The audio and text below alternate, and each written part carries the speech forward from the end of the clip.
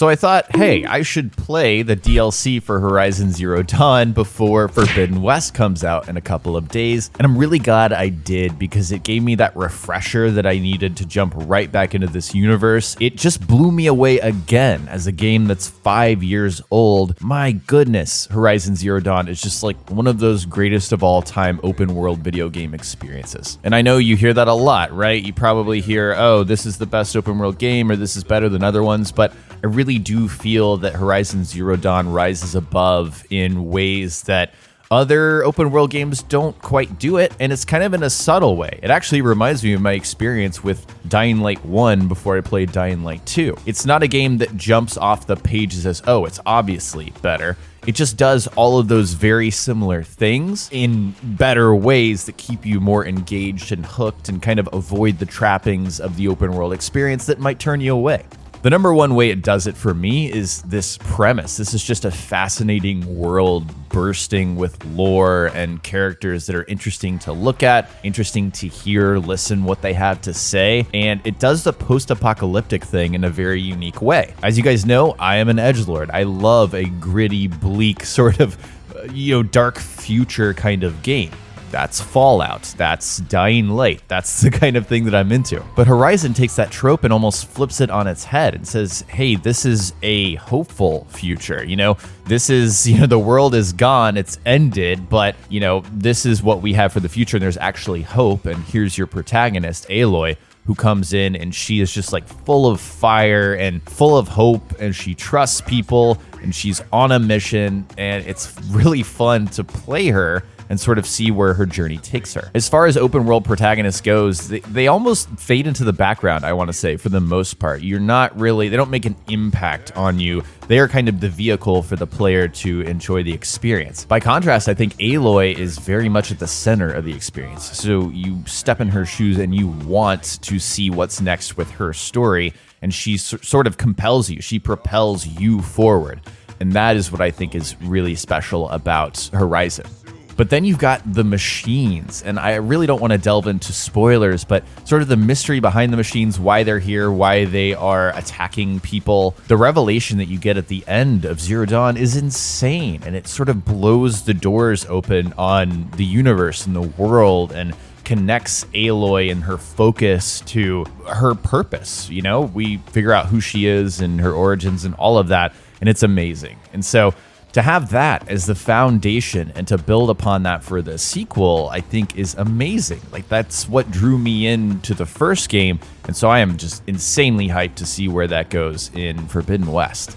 And that premise has another layer to it in the form of gameplay. It is insanely fun to go out and hunt and discover, 20-something machines, I want to say, that have unique behaviors, and you have to adapt and find strategies to take each of them down. I played Horizon when it first came out, and I didn't really do a lot of the side content, and I think that was a mistake, because I think that really sort of brings the whole experience together. I learned that again. This is a learning experience for me every single time I open a new open world game. I tend to focus on the main story because I feel like that is the most cohesive experience for me. But then I look back and look at all of the side missions that fill in the gaps and add to the experience. I think I've been conditioned to think that side content kind of sucks. But the thing is, a lot of these open world games are getting so much better at side content to where that is sort of like the appetizer to the main course of the main story. And so I am very eager to sort of get a holistic experience out of Forbidden West. Do everything, see everything, kind of go at my own pace rather than rush through it. But when I've picked up Horizon several times over the years, I've found oh my God, this is a really difficult game, which is something that I don't think is quite true if you're paying attention to how the mechanics work. It's really about studying the machines and seeing what their weaknesses are and using the best weapon for the task. So to know that they've really evolved on that and improved the combat, especially when it comes to humans, is a big game changer for me. The human combat was one of the weak points of Horizon Zero Dawn, so for Forbidden West, I'm really looking forward to that. But back to Zero Dawn, and specifically Frozen Wilds. This is a DLC that reminds me of how DLC should be made. They take you to a vacation destination. You get to visit a new place. This place is covered in snow. You've got snow in the main game, but Frozen Wilds really kind of adds another element. You're walking around and Aloy is always freezing. She's like, I could forget what warmth feels like out here. Of course, I didn't give her the right outfit for that, but eventually I earned the Banuk armor, which is awesome in and of itself. It looks really cool, but it actually gives her, covers her arms in this frozen wasteland. But it gives you another story that's fascinating and connects back to the main story. It's not sort of an extension of the ending of Zero Dawn, but it really adds another element. It adds another layer that is interesting. And again, that's all you can really ask for, I think, from a DLC. Connect it to the main story, but bring us to somewhere new that's exciting. Show us new things, give us new machines, new weapons. The weapons are so cool in Frozen Wilds. Once I realized there was going to be an electric gun that I could literally just shoot at machines, I was like, okay, yeah, you've got me. And then they give you an ice thrower. I don't know how else to describe this thing, but that, freeze some machines with that. Then they give you a flamethrower thing. Go ahead and light some machines on fire. Then you've got the polar bear variant of the machines. And yeah, it's almost like this game knows its strengths and leans into them in ways that, are just really impressive to me.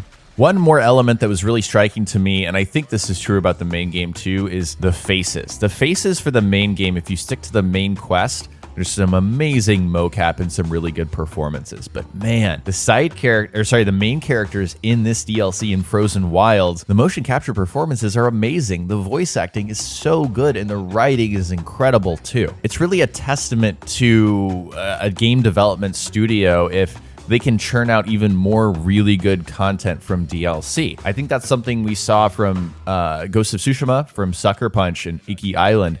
That game and that DLC continued to be really interesting and told a story that filled in the gaps in addition to what you got from the main experience. That's exactly how I would describe Frozen Wilds. Fills in the gaps, extends the experience in ways that feel legitimate. I don't think we've really talked about it in this video, or at least not enough. This game, Zero Dawn and Frozen Wilds, is just so gorgeous. It's one of those games that you pick up in 2022 and you're like, how did this game come out 5 years ago? I'm sure you could already tell, but I've been playing this on my PlayStation 5 with the upgrade, and that just insanely improves the experience. It's not even funny. To play this thing at 60 FPS is magical. I was one of those people on Twitter kind of talking about, hey, I'd love to play Horizon Zero Dawn, but I need this thing to be in 60 FPS, which by the way is kind of an annoying take, at least in my opinion.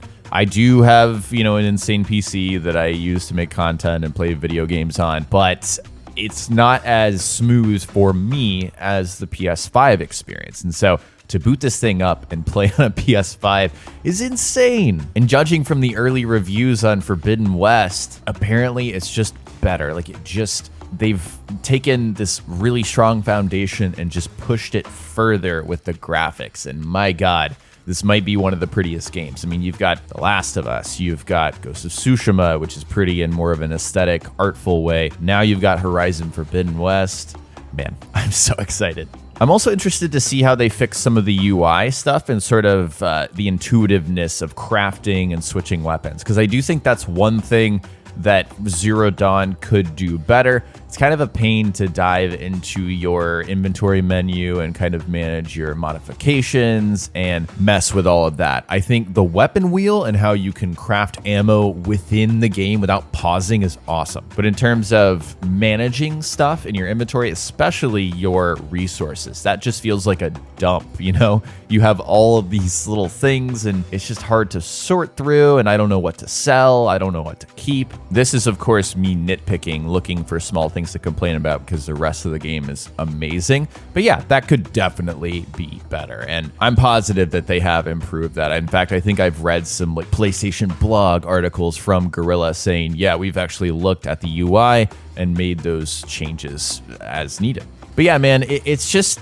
I feel like we're at a stage of gaming where open world games, I have trepidation. If a new thing is coming out, I'm like, we'll see. I had a little bit of trepidation with Dying Light 2, even though Dying Light 1 was amazing, and it ended up blowing my mind. And Horizon Zero Dawn was awesome, is awesome. So with Forbidden West, I feel like I'm in good hands, you know, like I'm legitimately excited to preload this thing, get it ready, and boot it up hopefully on Thursday night and just start cruising through it. At the end of the day, all I need Horizon Forbidden West to do is give me more of that same experience, but you know, like a little more refined and impressive like you expect from a sequel. Monster Hunter is a huge, very popular franchise, and you can definitely tell that Horizon takes inspiration from that with its gameplay design. And I just feel like Horizon is more a game made for me and the kind of game that I like. And so if Forbidden West is a very similar experience to Horizon Zero Dawn, and if it continues building on that gameplay and the foundations that were laid for the first game, I think it's just going to be awesome. And yeah, you can definitely tell that I am fully on aboard the hype train. And so I really hope that this game lives up to my expectations. So yeah, guys, I'd love to know if you're excited for Horizon Forbidden West. I definitely want to cover it in some way on the channel. I don't know if I'm going to do like a first impressions thing or wait a couple days and then tell you how I think about it. But yeah, I'm so excited. Let me know if you guys are really excited for Horizon Forbidden West in the comment section below. If you enjoyed this video, remember to leave a like. I'd really appreciate that. Also, subscribe to the channel if you haven't already. Click that bell to receive live notifications so you don't miss the next one. Thank you guys so much for watching, and I'll talk to you next time.